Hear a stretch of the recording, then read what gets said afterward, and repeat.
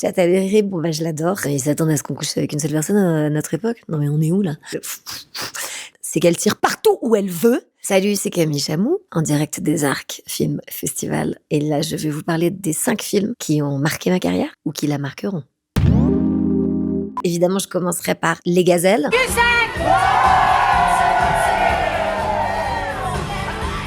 Comédie de girls, comédie chick movie en fait, que j'ai coécrit évidemment, et surtout le personnage de Marie, c'est un personnage de trentenaire qui tombe en célibat et qui devient suspecte parce qu'elle est célibataire. Pour moi, c'était vraiment un truc de mettre un pavé dans la mare avec un nouveau personnage de meuf qui redéfinit sa life, qui est maître de sa vie, qui est pas défini par son couple, par les mecs, par machin, par truc, mais par ses copines.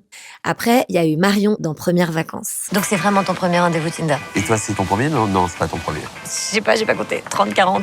30-40? Comédie romantique entre Jonathan Cohen et moi. Bon bah moi je trouve que le film est extrêmement drôle, donc réussi, et qui raconte un truc hyper spécifique de début de couple. Ce truc que partir en vacances, c'est l'enfer. J'adore comment c'est réalisé. Après c'est mon mec qui l'a réalisé.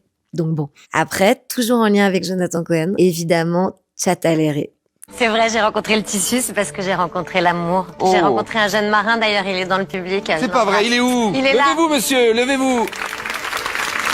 Chata, mon icône, je l'ai créé avec Jonathan, mais c'est également devenu mon idole parce que badass, parce qu'une héroïne qui assume tout ce qu'elle pense, qui est hyper cash. Elle a choisi de s'aérer.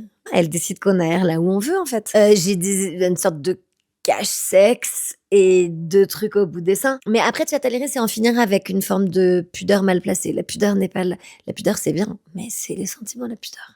C'est pas forcément les trucs que t'as envie de montrer. La série Tapis, il y a le personnage de Nicole. Ce niveau d'endettement, c'est une bombe nucléaire à retardement. On prend l'eau là, mais de tous les côtés. Et eu une Nicole très importante dans ma vie. C'est un personnage très inspirant parce que c'est elle qui fonde l'univers Bernard Tapie avec Bernard Tapie. C'est elle qui fonde la boîte en fait. En fait, derrière Bernard Tapie, il y a Nicole. Et pour moi, ça c'est les années 80. Derrière tout homme qui réussit, en fait, il y a une meuf qui fait des comptes et qui gère tout. C'était une boss et c'était une des premières chefs d'entreprise. Elle a existé, elle s'appelait Noël dans la vraie vie, elle s'appelle toujours, d'ailleurs elle vit toujours Noël. Le personnage de Nicole, il m'a en plus apporté un autre type de rôle. Je trouve que c'est un personnage qui est très fort et qui est drôle, mais qui m'a permis aussi d'accéder, de montrer d'autres trucs de mon jeu, disons. Voilà, plus complet. Et le dernier, il n'est pas encore sorti. Mais on parle de personnages mythiques. Et il se trouve que là, je viens de faire, dans la série Lucky Luke, qui va être sur Disney l'année prochaine, je viens de faire Calamity Jane. Et pour moi, Calamity Jane, qui a 8 guns sur elle, qui est capable de vraiment, de rouler avec son truc de... Voilà, c'est pas qu'elle tire plus vite que son ombre, c'est qu'elle tire partout où elle veut.